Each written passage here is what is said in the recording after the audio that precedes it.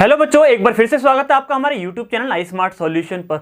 आज की इस वीडियो में ये वीडियो आपके लिए बहुत ज़्यादा इंटरेस्टिंग होने वाली है। बोल सकते हैं टर्म 2 की प्रिपरेशन के लिए ये हमारा बेसिक सा मैथ्स का सबसे पहला कॉन्सेप्ट होने वाला है, जो कि हम इस वीडियो में डिस्कस करने वाले हैं। Introduction of integration means integration. हमारे पास इंटीग्रल चैप्टर है, चैप्टर नंबर 7, जो कि टर्म 2 का सबसे पहले ही चैप्टर है। इस चैप्टर के लिए हम इंटीग्रेशन के कॉन्सेप्ट को बहुत अच्छे से देखेंगे, इंटीग्रल कॉन्सेप्ट को सॉल्व करेंगे, मीन्स हम छोटी छोटी बेसिक डिटेल देखेंगे। जब बात इंट्रो की हो रही है तो बोल सकते हैं किसी भी चीज़ को अच्छे से स्टडी करने के लिए, डीप डिस्कशन करने के लिए उसका इंट्रो जरूरी होता है। तो उसके बेसिक टर्म्स कुछ यहाँ पर देखेंगे।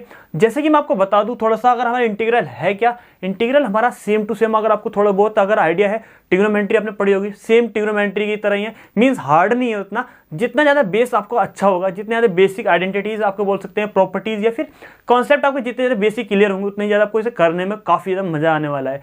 मैं आपको पहले ही बता दूं, इंटीग्रेशन को हम आगे की जो लेक्चर्स हैं, मतलब बोल सकते हैं आगे की क्लासेस में सभी एक्सरसाइज को 1 बाय 1 डिस्कस भी करेंगे, सभी फॉर्मुलों को देखेंगे, नए नए प्रॉपर्टी देखेंगे। उससे पहले कुछ बेसिक टर्म्स, बेसिक फॉर्मुले हैं जो कि हमें अच्छे से देखने हैं, अच्छे से प्रिपेयर करने हैं, जिससे कि सारा चैप्टर बहुत अच्छे से क्लियर हो जाए, यानी कि टर्म 2 की प्रिपरेशन बहुत अच्छे से हो जाए। तो इंट्रोडक्शन ऑफ इंटीग्रेशन में सबसे पहले छोटी छोटी चीजें मैं डिस्कस करना चाहूंगा। जैसे कि जिस बच्चे ने डिफरेंशिएशन या फिर बोल सकते हैं डेरिवेटिव बहुत अच्छे से पढ़ा है, उस बच्चे को डिफरेंशिएशन बहुत इजीली समझ में आने वाला है। मींस आपने डिफरेंशिएशन या डेरिवेटिव पढ़ा है ना, तो डेरिवेटिव को बहुत अच्छे से क्लियर करने के बाद इंटीग्रल हमारे पास सिर्फ और सिर्फ आप एक मेथड लगेगा। आपको ऐसा लगेगा जैसे आप किसी भी एक मैथ्स के क्वेश्चन को कुछ आगे की टर्म्स में, आगे कंडीशन में कुछ सॉल्व कर रहे हैं। इंटीग्रेशन आपको नया कॉन्सेप्ट बिल्कुल नहीं लगेगा। तो डेरिवेटिव हमने बहुत अच्छे से पढ़ा है, थोड़ा सा बेसिक और चलते हैं, नाम से स्टार्ट करते हैं इसके। जैसे कि वहां पर था डेरिवेटिव के मेथड को, किसी भी फंक्शन को डेरिवेट करने के लिए, छोटे से फंक्शन को या किसी भी फंक्शन को सॉल्व करते थे, डिफरेंशिएशन करते थे, उस प्रोसेस को, उस मेथड का नाम था डिफरेंशिएशन। डेरिवेटिव वो कॉन्सेप्ट है और उस फंक्शन को हम डेरिवेट करते टाइम किस मेथड का यूज करते हैं, डिफरेंशिएशन को बोलते हैं। डिफरेंशिएशन एक मेथड का नाम है या प्रोसेस का नाम है। ऐसी इंटीग्रेशन यहाँ पर एक प्रोसेस का नाम है, क्या है, एक मेथड का नाम है किसी भी फंक्शन का इंटीग्रल करने के लिए। तो मेरे पास कोई भी फंक्शन है तो इनके चैप्टर्स अगर आपसे कोई पूछे तो क्या है, इंटीग्रल है। और इंटीग्रेशन क्या है, एक मेथड, एक प्रोसेस है किसी भी फंक्शन को इंटीग्रेट करने के लिए। ये कॉन्सेप्ट नाम से क्लियर। अब हमारे पास इंटीग्रेशन को कैसे लिखते हैं, मैं बिल्कुल चीजों को ना रिलेट करते चलेंगे, डेरिवेटिव को, इंटीग्रेशन को, दोनों को साथ में, जिससे कंफ्यूजन भी खत्म हो जाएगा और ये भी पता चल जाएगा अच्छा डेरिवेटिव में हमने ये पढ़ा है और इंटीग्रेटिव में हम ये, इंटीग्रेशन में, इंटीग्रल में हम ये पढ़ेंगे, तो कॉन्सेप्ट क्लियर हो जाएगा। जैसे कि वहां पर हम किसी भी फंक्शन का डेरिवेटिव करते थे d/dx, ये हमारे पास बोल सकते थे साइन हुआ करता था। d/dx डिफरेंशिएशन करने के लिए किसी भी फंक्शन का डिफरेंशिएट, fx को हम y भी बोलते थे, वहां पर बहुत बार पढ़ा है, बोल सकते हैं ईच एंड एवरी स्टूडेंट को पता होगा। इंटीग्रेशन की आप वीडियो देख कर आए, थंबनेल देख कर आए, तो आपको डेरिवेटिव का बेसिक तो बिल्कुल ही पता होगा। तो dy/dx हमारा बेसिक सा कॉन्सेप्ट है, डिफरेंशिएशन करते थे, बोल सकते थे डिफरेंशिएशन की बिल्कुल बेसिक आइडेंटिटी ये होती थी, इसे देखते ही समझ जाते थे सर यहाँ पर डेरिवेटिव है। सेम इंटीग्रेशन के लिए ऐसी बेसिक नीड, मतलब बेसिक आइडेंटिटी क्या होगी आइडेंटिफिकेशन की, एकदम देखते ही हमें पता चल रहा है अच्छा यहाँ पे इंटीग्रेशन हुआ पड़ा है। तो एक छोटा सा बोल सकते हैं एस, आपने देखा है एस हम बनाते हैं इंग्लिश अल्फाबेट, तो थोड़ा सा एस को लंबा कर देंगे, सांप की तरह बना देंगे हम एस को। तो ये हमारे पास इंटीग्रेशन के, ये बोल सकते हैं इनकम्प्लीट है। साथ में कोई भी हमारे पास, ये हम फंक्शन ले लें और ये हमारे पास dx, ये हमारे पास इंटीग्रेशन के बेसिक एक तरीके से एक आइडेंटिफिकेशन है। जैसे कि आप देखते ही समझ जाएंगे अच्छा इस फंक्शन का इंटीग्रेशन यहाँ पर हुआ है, जैसे आपने इसे देखते ही समझ गए डिफरेंशिएशन हुआ था। पहला हमारे पास बोल सकते हैं रिलेशन बिल्कुल क्लियर हुआ। डिफरेंशिएशन में, डेरिवेटिव में ये करते थे, इंटीग्रल में ये करेंगे। यहाँ पर कैसे पढ़ते थे, derivative of function F X with respect to X, जिस वेरिएबल के रेस्पेक्ट में कर रहे हैं आपको वो यहाँ मेंशन करते थे।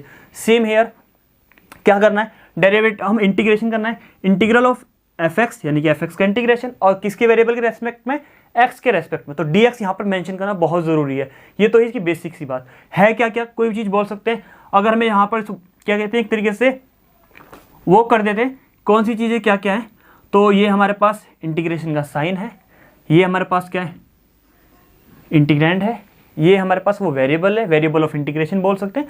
एक इंटीग्रेशन के कॉन्सेप्ट को थोड़ा सा और अभी मैं डिस्कस करूंगा, एक कांस्टेंट वाला पोर्शन जो कि बहुत ज़्यादा इंपॉर्टेंट है। डिफरेंशिएशन को इंटीग्रेशन के बोल सकते हैं रिलेट करते टाइम, ये सब तो बिल्कुल ही सेम है, लेकिन उससे इंटीग्रल को इससे डिफरेंट करने के लिए एक ही चीज़ है, कॉन्स्टेंट सी।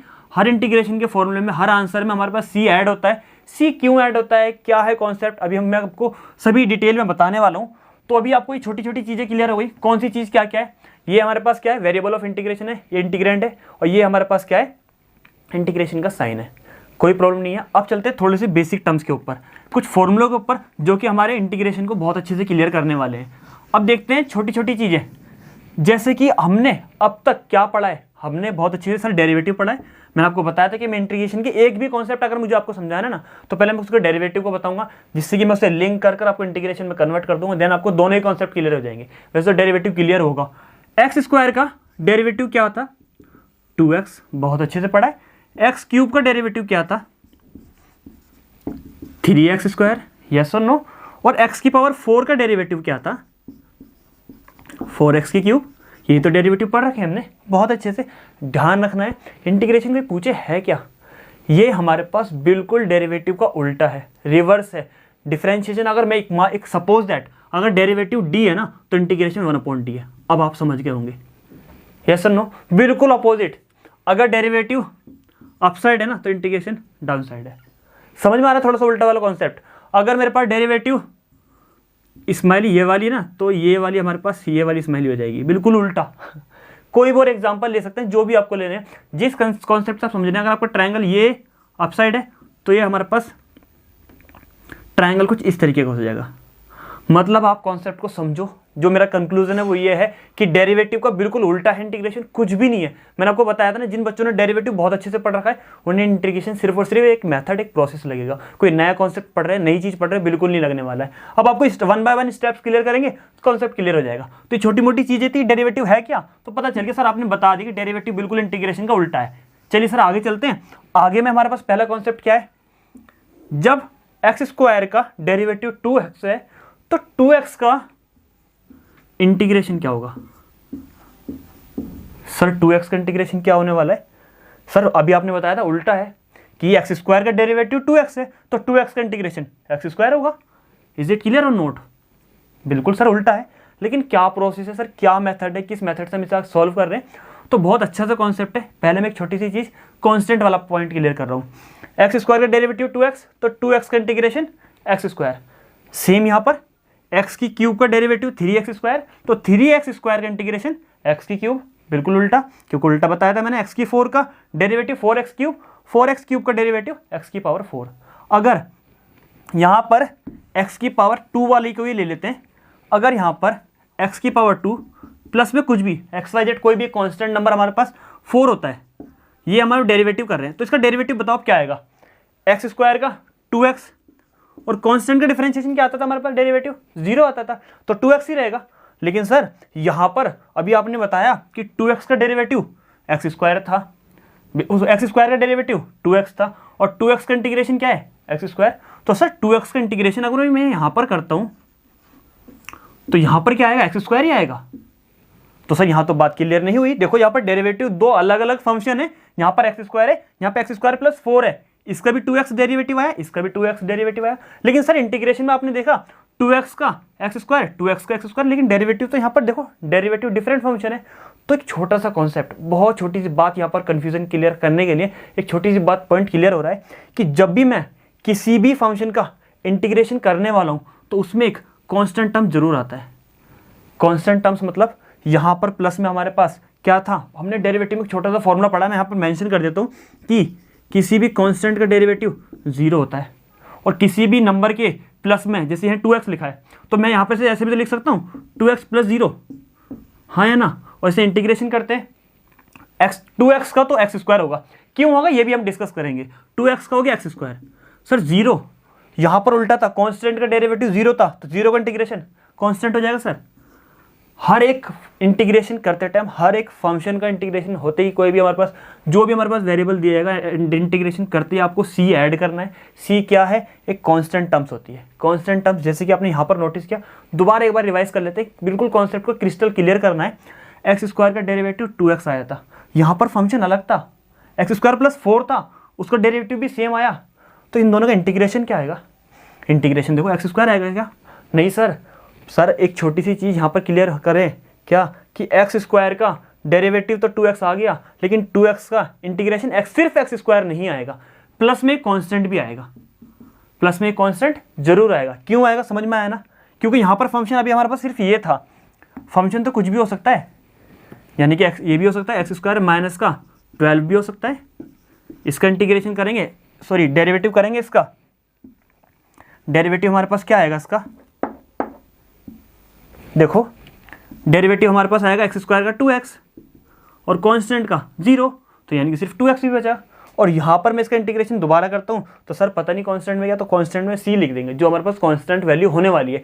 पता नहीं हमारे पास, क्योंकि ना अगर ये सब तो एग्जाम में आना नहीं है, एग्जाम में सिर्फ और सिर्फ क्या आएगा, मान लिया ये आ गया x की पावर 3, इसको आपको इंटीग्रेशन करना है तो आप इसका इंटीग्रेशन करेंगे और आप इसकी इंटीग्रेशन लिख देंगे x की पावर 4 प्लस 4/4।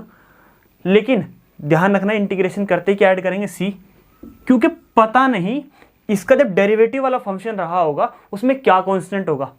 10 भी हो सकता है, 2 भी हो सकता है, 4 भी हो सकता है, -4 -2 कुछ भी हो सकता है ना मेरे पास कांस्टेंट हम तो a b c कुछ भी हो सकती है। तो इसलिए एक c लिख देते हैं जिसे इंटीग्रल कांस्टेंट बोलते हैं, जो कि मैंने आपको बता दिया किसी भी नंबर के लिए आता है। एक और कॉन्सेप्ट जैसे कि मैंने आपको बताया, इसकी प्लस में हम 0 लिख सकते हैं, और जहां पर हमने डेरिवेटिव में पढ़ा था कांस्टेंट का डेरिवेटिव 0 और 0 का इंटीग्रेशन कांस्टेंट, ये वाला फंडा भी क्लियर है, ये भी क्लियर है कि सर सिर्फ इतने से पॉइंट को क्लियर करने के लिए जो कांस्टेंट वाली टर्म्स आ रही थी इसलिए कांस्टेंट ऐड करते हैं इंटीग्रेशन के आंसर में, क्योंकि डेरिवेटिव पता नहीं किसका रहा होगा हमारे पास, x² + 4 का रहा होगा 2x या x² का रहा होगा, दोनों का सेम है सर, तो इसलिए हम कांस्टेंट ऐड कर देते, जो भी होगा। यहाँ पर भी 0 हो रहा हो क्या पता, तब भी कांस्टेंट वाला टर्म्स हमारे पास आएगा ही। कांस्टेंट मतलब कुछ भी हो, 0 हो, 1 हो, 2 हो, नेगेटिव हो, तो कॉन्सेप्ट क्लियर हुआ। +c क्यों आता है इंटीग्रेशन में, काफी बार आपने देखा होगा, नहीं देखा होगा तो आज के बाद देखेंगे। हर एक क्वेश्चन के लास्ट में आंसर लिखते ही क्या लिखेंगे आप, +c जरूर लिखेंगे। +c लिखने से आपकी क्या लॉस है, क्या बेनिफिट है। पहली बात, टीचर आपको पनिश तो करने वाला नहीं है, क्योंकि आप पनिश का तो मैटर नहीं बनता, लेकिन अगर आपने कांस्टेंट टर्म c नहीं लिखा है किसी भी फॉर्मूले, किसी भी क्वेश्चन के लास्ट में, या किसी भी क्वेश्चन को करते टाइम लास्ट में +c ऐड नहीं किया है, देन आपके आंसर मार्क्स जो है ना वो डिडक्ट हो सकते हैं, क्योंकि ये बिल्कुल बोल सकते हैं मैंडेटरी है, जरूरी है बहुत ज़्यादा। इसके बिना इंटीग्रेशन हमारे पास बोल सकते हैं इनकम्प्लीट सा है, क्योंकि ना मैंने आपको बताया ना क्या रीज़न है, कुछ भी रीज़न हो सकता है, कुछ भी हमारे पास डेरिवेटिव में कुछ भी कॉन्स्टेंट हो सकता है, तो इंटीग्रेशन में +c ऐड करेंगे। अब x² का 2x डेरिवेटिव था, क्यों था वो हमें पता था, 2x का इंटीग्रेशन x² क्यों आया ये नहीं पता था, ये हमें पता ही नहीं, नया कॉन्सेप्ट है, तो इसके फॉर्मूलों को देखते हैं 1 बाय 1 और अभी देखते हैं कि क्यों आया। डेरिवेटिव से रिलेट कर देते हैं इसे भी, आपने x की पावर n का डेरिवेटिव पढ़ा है ना, वहीं से कर देते हैं इसे रिलेटिव भी, क्योंकि x की पावर n तो मैं बहुत अच्छे से पढ़ा है ना। डेरिवेटिव क्या था, x की पावर n का इंटीग्रेशन, सॉरी डेरिवेटिव, x की पावर n का डेरिवेटिव था हमारे पास n x की पावर n-1, यही था। अब इंटीग्रेशन क्या होने वाला है x की पावर n का, आप एक छोटा सा डेरिवेटिव और बताओ मुझे, n+1 का डेरिवेटिव क्या होगा। क्या करते थे हम, बहुत आसान सा कॉन्सेप्ट था, जब मैंने स्टूडेंट्स को पढ़ाया था ना तो उन्होंने बहुत अच्छे से, जिन स्टूडेंट जो बोल सकते बायो वाले थे, कुछ वीक स्टूडेंट थे, तो उन्हें बहुत अच्छे से कॉन्सेप्ट रटवा दिया था, बोल सकते हैं। x की पावर 4 था ना, तो डेरिवेटिव करते टाइम सर कैसे करें, बहुत आसान सा कॉन्सेप्ट, जो पावर है वो लिखे, उसकी पावर में एक 1 माइनस कर देंगे, जो पावर वो लिखो एक पावर माइनस कर दो, तो 4x³ मतलब सेम लिखो, पावर को 1 माइनस कर दो। सेम यहाँ पर भी मुझे इसका डेरिवेटिव करना है, पावर सेम लिखो 1 माइनस कर दो x की पावर में, तो 1 माइनस करेंगे n+1 -1, तो n ही बचेगा, यही तो बचेगा, कुछ और तो नहीं बचने वाला है, यस और नो। ऐसे यहाँ पर इसी कॉन्सेप्ट को मैं इंटीग्रेशन के कॉन्सेप्ट में एक फॉर्मूला बनाने वाला हूँ, मीन्स है फॉर्मूला ऑलरेडी, मैं आपको थोड़ा समझाने वाला हूँ इसी की हेल्प से, तो कॉन्सेप्ट को समझे अच्छे से। मैंने अभी आपको बताया क्या, उस कॉन्सेप्ट को बहुत अच्छे से याद रखेंगे। x² का डेरिवेटिव क्या था हमारे पास, 2x था, ठीक है, और 2x का इंटीग्रेशन क्या था, x² था, और +c जरूर लिखेंगे, यस और नो। ये तो था, बिल्कुल उल्टा तो था, इसका डेरिवेटिव तो इसका इंटीग्रेशन कर लिया था। सेम मुझे अगर इसका इंटीग्रेशन करना पड़े, इसका इंटीग्रेशन करना पड़े तो क्या आएगा वो, सर इसका इंटीग्रेशन ये आएगा, बिल्कुल x की पावर n+1, यही तो आएगा, यस और नो, ऑब्वियस सी बात सर यही आएगा। और इंटीग्रेशन में क्या बताया था मैंने, हमेशा एक कांस्टेंट c जरूर आता है। दोबारा कॉन्सेप्ट को अच्छे से समझिएगा, कोई ज़्यादा हार्ड कोई प्रॉब्लम नहीं है बिल्कुल भी। इस कॉन्सेप्ट को आप यहाँ पर देख रहे हैं, मैं इस टर्म्स को दोबारा लिखता हूँ और अच्छे से देखते हैं, क्योंकि जब तक क्लियर नहीं होगा ना मज़ा नहीं आएगा।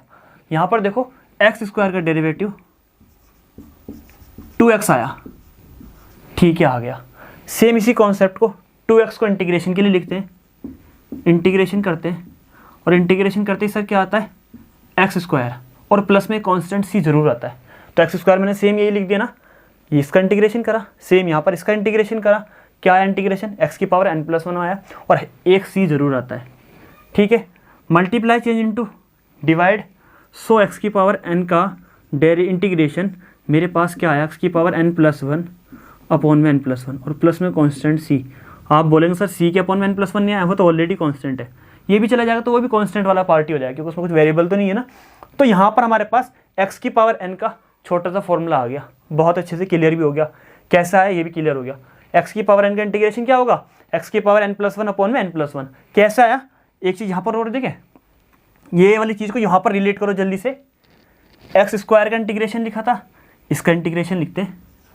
क्या है इंटीग्रेशन के लिए हमारे पास 4x³ का इंटीग्रेशन करना है, ठीक है। क्या आएगा, x की पावर 4 प्लस में क्या आएगा c, अभी मैंने बताया था कांस्टेंट टर्म जरूर आती है हर इंटीग्रेशन के क्वेश्चन में। मल्टीप्लाई 4 चेंज इनटू डिवाइड, तो x की 3 का इंटीग्रेशन क्या आएगा, x की 4 अपॉन में 4, ठीक है। कैसा है, अब इस चीज़ को फॉर्मूले के बेस पे भी देख सकते हैं। n की वैल्यू कितनी है 3, n की वैल्यू 3 रखो, 3 + 1 4, 3 + 1 4। अब क्लियर हो गया। तो हम इसकी बेस पर फॉर्मूले बहुत सारे, अब डायरेक्ट भी हम इंटीग्रेशन कर सकते हैं, अब हमें नीड भी नहीं है। अब x² का सर 2x का कैसे आ गया था, ये भी अभी चेक कर लेते हैं। देखो अब इस फॉर्मूले की हेल्प से कर लेंगे। यहाँ पर हमारे पास दिखा x का इंटीग्रेशन करना है, यस और नो। x की पावर क्या है 1, तो n की वैल्यू कितनी है 1, 1 + 1 2, x की पावर 2, 1 + 1 2, ऐसा है आपका। तो x का इंटीग्रेशन क्या हो जाएगा, x² अपॉन 2 प्लस c जरूर आने वाला है। यहाँ पर 2 था, कोई बात नहीं, x² अपॉन 2 आएगा, 2 से 2 कैंसिल आ जाएगा, तो वही वाली बात आएगी, हमारे पास कोई प्रॉब्लम नहीं है। तो ये x की n का इंटीग्रेशन करना आ गया, बहुत अच्छे से कॉन्सेप्ट क्लियर हो गया। इसी के बेस पे कुछ और क्वेश्चन भी देखें, सिर्फ कुछ नहीं है, मैं आपको बार बार बता रहा हूँ, इंटीग्रेशन में एक भी फॉर्मूला में लर्न ही नहीं करना है। जिसने डेरिवेटिव बहुत अच्छे से पढ़ा है, डिफरेंशिएशन का कॉन्सेप्ट उसका क्लियर है, उसे इंटीग्रेशन कोई डाउट ही नहीं आने, वो अच्छे से प्ले कर लेगा, ये गारंटी है। तो अच्छे से देख भी लेगा कैसे कैसे हमें सॉल्व करने हैं। अब एक दो फॉर्मूले और देखते हैं, और अब मैं बिना टाइम को वेस्ट किए हुए, इंटीग्रेशन का बहुत सारा डिटेल इंट्रोडक्शन हो चुका है, अब मैं सारे फॉर्मूलों को क्लियर कर देता हूँ आपके ना। तो देखते हैं हमारे पास कौन कौन से फॉर्मूले, 1 बाय 1 सभी फॉर्मूलों को देखते हैं बिना टाइम को वेस्ट किए हुए। सबसे पहले इंटीग्रल की कुछ ये बेसिक प्रॉपर्टी देखते हैं, मींस बोल सकते हैं स्टार्टिंग में इन चारों फॉर्मूलों को समझते हैं। पहली बात तो ये डेरिवेटिव से किस तरीके से रिलेट होते हैं वो देखते हैं, फिर इनके बेस पे एक क्वेश्चन देख लेंगे छोटा छोटा सा कॉन्सेप्ट को क्लियर करने के लिए। x की पावर n बिल्कुल अभी भी क्लियर हुआ है, बहुत अच्छे से क्लियर हो गया, कहाँ से आया ये भी क्लियर हो गया। इससे रिलेटेड एक तो पॉइंट बता दें डेरिवेटिव में, क्योंकि ना वो जरूरी भी है। जरूरी किस लिए, क्योंकि हमने वहाँ पर ना बहुत बार किया है, क्या x का डेरिवेटिव 1, तो सर यहाँ पर उल्टा होने वाला है। 1 का इंटीग्रेशन बिल्कुल उल्टा बताया था, 1 का इंटीग्रेशन क्या होगा x प्लस c क्यों, हर आंसर के प्लस में होना है। और 1 का डेरिवेटिव क्या था, x का डेरिवेटिव 1 था, तो 1 का इंटीग्रेशन क्या हो जाएगा x हो जाएगा। सर कैसे हो जाएगा, अच्छे से देखो, यहाँ पर मैं इसे 1 को कैसे लिख सकता हूँ, x की पावर 0 लिख सकते हैं, नहीं लिख सकते, यस लिख सकते हैं, जिसकी पावर 0 उसकी वैल्यू 1। फॉर्मूला क्या था x की n से, अब तो रिलेट कर रहा है, n की वैल्यू 0, अब वहाँ पर पुट करते हैं, तो n की वैल्यू 0 पुट करेंगे, x की पावर 0 + 1 अपॉन में 0 + 1, तो 0 + 1 1 ही होने वाला है, ये 1 ही आएगा। तो ये मेरे पास क्या आ गया x + c, हाँ या ना, यस सर अब क्लियर हो गया। कितना बेसिक सा कॉन्सेप्ट था, बच्चों को बहुत कन्फ्यूजन है था सर कैसे, तो यहाँ पर क्लियर हो गया। बहुत अच्छे से ध्यान रखना है, जो हमने डेरिवेटिव में किया था बिल्कुल उल्टा है, कितनी बार मैं बोल चुका हूँ, रिवर्स है बिल्कुल। इसे ना एंटी डेरिवेटिव भी बोलते हैं, इंटीग्रल का दूसरा नाम एंटी डेरिवेटिव भी है, बहुत बार सुना भी होगा आपने। तो ये हमारे पास पॉइंट, पहला पॉइंट क्लियर। अब जैसे कि मैंने अभी बताया था, x² वाला कॉन्सेप्ट ले ही लिया था, ये जरूरी था, ये हमने यहाँ पर लिया। एक और कॉन्सेप्ट, एक दो कॉन्सेप्ट और देखते हैं, ये तो मैं इरेज कर देता हूँ, आप नोट डाउन भी कर सकते हो, मतलब लिख सकते हो प्रॉपर्टी की तरह। 1 का हो गया, कॉन्स्टेंट का हो गया, एक छोटे से पॉइंट और की बात कर लें, वहाँ पर हम √x का भी करते थे, बहुत सारे अलग अलग x की पावर में डिफरेंट चीज़ ले लेकर करते थे। यहाँ पे √x का डेरिवेटिव भी हमने कितनी बार किया है, यहाँ पर इंटीग्रेशन करके दिखाना है मुझे, इंटीग्रेशन क्या होगा। लेकिन √x का ना डेरिवेटिव तो हमें याद हो गया था, क्या था 1/2 √x ये था, लेकिन इंटीग्रेशन में बिल्कुल चेंज हो गया। देखो कैसे चेंज होगा, कैसे, अगर मुझे √x का क्या करना है, √x का क्या करना है, मुझे इंटीग्रेशन करना है, तो रूट का मीन्स हो गया मेरे पास स्क्वायर रूट का मतलब 1/2, ये हमें पता ही है, n की वैल्यू 1/2 हो गई, वहाँ पर पुट कर देंगे, यानी कि n+1 यानी कि +1 अपॉन में n+1। तो इसे सॉल्व करें, ये आएगी x की पावर हमारे पास कितनी 3/2, और ये हमारे पास कितना आएगा, ये भी 3/2 आएगा, ये हमारे पास 2/3 x की पावर 3/2, ये हमारे पास क्या आएगा, इसका इंटीग्रेशन आएगा। इसे x√x भी लिख सकते हैं, 2/3 x√x भी लिख सकते हैं आराम से।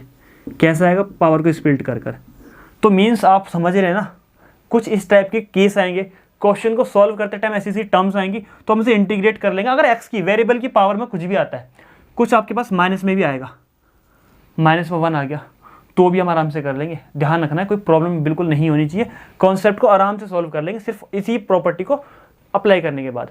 अब देखते हैं इससे रिलेटेड और भी फॉर्मूला ये कैसा है, ये हम क्वेश्चन में आगे सॉल्व करते रहेंगे, या तो नहीं हम क्लास खत्म ही कर देंगे। तो इसके बाद तुम्हारे पास इंटीग्रेशन सारा पढ़ना है, तो मैं वहाँ पर आपको बताता रहूँगा 1 बाय 1। सेकेंड, ई की एक्स का सबसे आसान फॉर्मूला यही था डेरिवेटिव में। ई की एक्स का डेरिवेटिव सर ई की एक्स ही होता है, एक यही फॉर्मूला तो बच्चों को सबसे पहले याद हो जाता है। तो ई की एक्स का डेरिवेटिव ई की एक्स। अब कोई बच्चा पूछे सर ई की एक्स का इंटीग्रेशन क्या होगा, फिर वही जवाब ई की एक्स। जैसे आप खेले थे ऐसे टीचर्स भी खेल गए। ई की एक्स का डेरिवेटिव ई की एक्स और ई की एक्स का इंटीग्रेशन ई की एक्स। बट एक छोटी सी कंडीशन, हर इंटीग्रेशन के फॉर्मूले के लिए क्या कि सर प्लस सी जरूर आना है, क्योंकि क्या पता डब्ल्यू बीच में अभी बताया मैंने कि वो ई की एक्स प्लस 4 हुआ तो भी तो उसका डेरिवेटिव ई की एक्स ही होगा, हाँ है ना। इस कांस्टेंट के लिए प्लस सी ऐड करते हैं, क्योंकि इसका अगर मैं इंटीग्रेशन करूँगा तो पता नहीं क्या हमारे पास कांस्टेंट था, तो इसलिए सी लिख दिया हमने प्लस में, है ना, ताकि उसका बोल सकते हैं आप इसका दोबारा डेरिवेटिव करोगे तो ई की एक्स ही आएगा, कांस्टेंट का 0 हो जाएगा। सेम यही वाली बात है। तो ई की एक्स वाला कॉन्सेप्ट भी क्लियर। अब देखते हैं ये वाला, ये भी बहुत आसान कॉन्सेप्ट था। क्या पढ़ा हमने वहाँ पर, log x का d/dx log x का डेरिवेटिव 1/x याद किया है काफ़ी अच्छे से। यहाँ पर उल्टा हो गया, कैसे, 1/x का इंटीग्रेशन क्या होगा, log x होगा, ठीक है। 1/x का इंटीग्रेशन क्या होगा, log x होगा, प्लस में c ज़रूर आएगा। ये चीज़ याद रखेंगे, कुछ ज़्यादा हार्ड तो नहीं है। कोई बच्चा अगर ये ना बोले, अभी ये वाली पॉइंट ना एराइज करे कि सर वहाँ पर तो log x का डेरिवेटिव था 1/x, यहाँ पर log x का इंटीग्रेशन क्या होगा, log x का इंटीग्रेशन क्या होगा, ये चीज़ अभी आप ना पूछे। एक्सरसाइज 7.6 में हमारे पास आईलेट एक रूल आएगा जो कि हमारे पास इंटीग्रल के से ही रिलेटेड है, तो वहाँ पर हम इस कॉन्सेप्ट को अच्छे से डिटेल में डिस्कस करेंगे। थोड़ा सा डिफरेंट किसी न किसी मेथड को अप्लाई करने के बाद होगा, आईलेट लगाने के बाद इसका होगा सॉल्यूशन। तो आप कनेक्ट रहेंगे ना, तो आपको इसका रीजन पता चल जाएगा। सिर्फ ये वाली आइडेंटिटी याद रखें, क्या कि log x का 1/x था तो 1/x का log x हो गया, प्लस में c आया, बस इतना ज़्यादा याद रखें आप, ज़्यादा इसमें डीप नहीं जाए, सिर्फ आइडेंटिटी प्रिपेयर कर लें। अब एक छोटा सा कॉन्सेप्ट और देखें, क्या हमारे पास फोर्थ आइडेंटिटी कौन सी है, a की पावर x का। a की पावर x का बहुत ज़्यादा कंफ्यूजन क्रिएट करता था, बच्चे फॉर्मूले लर्न करने में बड़ी प्रॉब्लम करते थे इसको ना। a की पावर x का इंटीग्रेशन तो नहीं, इंटीग्रेशन तो अब देख लेंगे, डेरिवेटिव देखते हैं a की पावर x का। a की पावर x का डिफ्रेंशिएशन क्या था, a की पावर x log a, क्या होता था, a की पावर x log a। तो a की पावर x log a के कॉन्सेप्ट को यहीं से ही मैं इंटीग्रेशन में कन्वर्ट करता हूँ। देखो ये था हमारे पास क्या, इसका डेरिवेटिव। उल्टा अगर पूछ ले क्या, देखो अच्छे से, a की पावर x log a का इंटीग्रेशन क्या होगा, तो ऑब्वियस सी बात है, मैं भी बता रहा हूँ उल्टा, तो इसका डेरिवेटिव ये था, इसका इंटीग्रेशन a की पावर x होगा, मल्टीप्लाई वाला a change into log a change into divide. So a की पावर x का इंटीग्रेशन मेरे पास आ जाएगा a की power x log a, plus में c जरूर आएगा। तो याद रहेगा a की पावर x का इंटीग्रेशन a की पावर x अपॉन में log a आ जाएगा, डेरिवेटिव में मल्टीप्लाई में था, मल्टीप्लाई चेंज इंटू डिवाइड। किस तरीके से आया, कॉन्सेप्ट क्लियर। तो ये हमारे पास क्या हुआ, a की पावर x का, ये भी क्लियर हो गया इंटीग्रेशन। तो ये सभी इंटीग्रेशन के बेसिक फॉर्मूले क्लियर हुए। इससे बेस पर आप फॉर्मूले क्वेश्चन जो आएंगे सॉल्व कर लेंगे। अब थोड़ी सी आइडेंटिटी और देखते हैं ट्रिग्नोमेट्रिकल फंक्शन की, फिर इससे आगे चलेंगे। तो ट्रिग्नोमेट्रिकल फंक्शन, जैसे कि हमने इनके डेरिवेटिव बहुत अच्छे से पढ़ रखे, इंटीग्रेशन कॉन्सेप्ट को देख लेते, बिल्कुल बोल सकते ज़्यादा ही हार्ड है ही नहीं, बिल्कुल आसान है।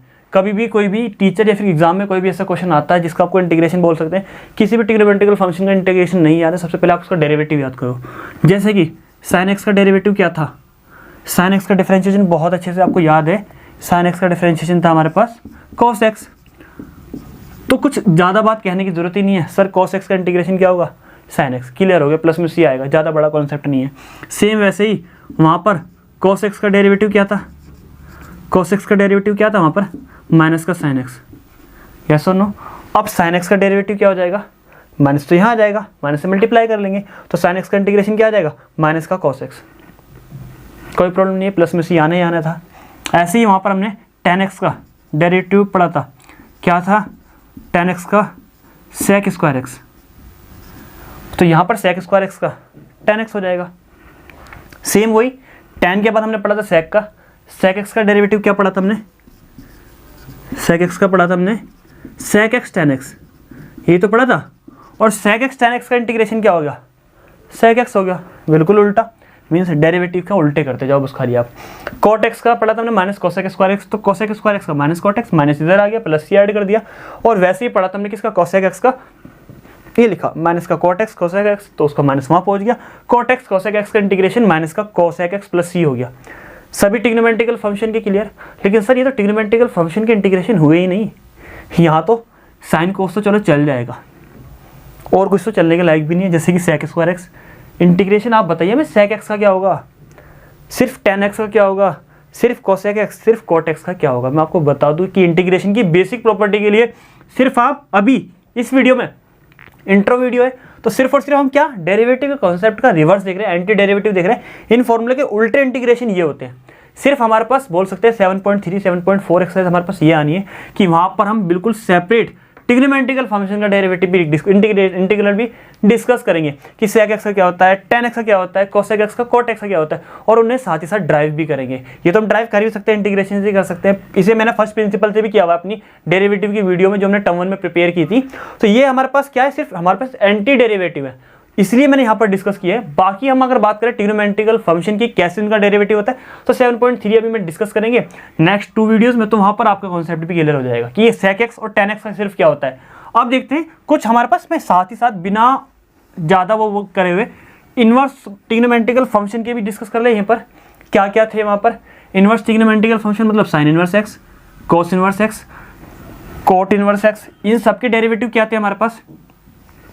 साइन कोस के बाद क्या क्या आएंगे हमारे पास, tan आएगा, यस और नो, tan के भी देख लेते हैं क्या थे हमारे पास। और हाँ, उन्हें साथ ही साथ लर्न भी कर लेंगे, क्योंकि ना हमने इंटीग्रेशन को, कॉन्सेप्ट को डेरिवेटिव से लर्न कर लिया है, ज़्यादातर सभी चीज़ें याद हो गई हैं। पहले आप बताइए वहाँ पर साइन इनवर्स x का डेरिवेटिव क्या था, 1/√1 माइनस एक्स स्क्वायर। तो यहाँ पर सिर्फ इसका इंटीग्रेशन ये होने वाला है, सिर्फ साइन इनवर्स x का। फिर वही क्वेश्चन अराइज होगा कि सर सिर्फ साइन इनवर्स x का भी तो बताओ, यहाँ पर क्या होता है, इनवर्स ट्रिग्नोमेट्रिकल फंक्शन क्या होता है, तो वो भी मैं आपको बता दूं। जैसे कि log x का हम आइलेट के थ्रू देखेंगे 7.6 एक्सरसाइज में, ऐसी सिर्फ साइन इनवर्स x का वहाँ पर जाकर हम डिस्कस करेंगे। तो आपको थोड़ा सा बोल सकते हैं पेशेंस रखना होगा, देन हम उसे देख लेंगे। इसका इंटीग्रेशन क्या होता है, साइन इनवर्स x प्लस सी, कोई प्रॉब्लम नहीं है। सेम यहाँ पर हमारे पास इसका एक और होता है, क्योंकि आपको ये पॉइंट अच्छे से याद भी होगा कि सर कोस इनवर्स x का इंटीग्रेशन भी, डेरिवेशन भी हमने पढ़ा है। डेरिवेटिव है, बार बार मैं इंटीग्रेशन कर रहा हूँ ना, तो उसके साइन लगा दिए, d/dx, ऐसी d/dx कोस इनवर्स x का भी हमने पढ़ा है। क्या था, सिर्फ सर सेम था, बस खाली माइनस लगा देते थे। यस, हाँ बिल्कुल, यस और नो। tan इनवर्स x भी पढ़ा है हमने, क्या होता है tan इनवर्स x का डेरिवेटिव, 1/1 प्लस का x square. Cot inverse x भी पढ़ा है, कुछ भी चेंजेस नहीं आते थे tan और कोट में, सिर्फ माइनस ऐड करते थे, हाँ है ना।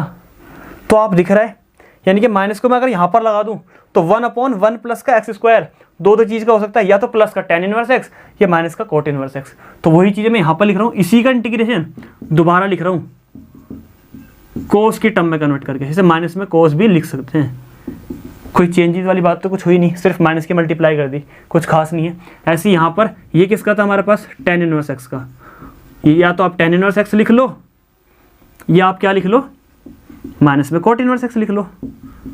दोनों फॉर्मूले सेम है, बात एक ही है। आए कहाँ से आपको क्लियर होगा, सिर्फ और सिर्फ एंटी डेरिवेटिव का कॉन्सेप्ट है हमारे पास। ऐसे ही हमारे पास sec tan क्या था, sec cosec ये थे हमारे पास, x स्क्वायर माइनस 1। ये हमारे पास sec इनवर्स x का था, और ये हमारे पास माइनस में था तो कोसेक का था, और माइनस की मल्टीप्लाई मैं यहाँ लिख देता हूँ तो कोई प्रॉब्लम नहीं आएगी।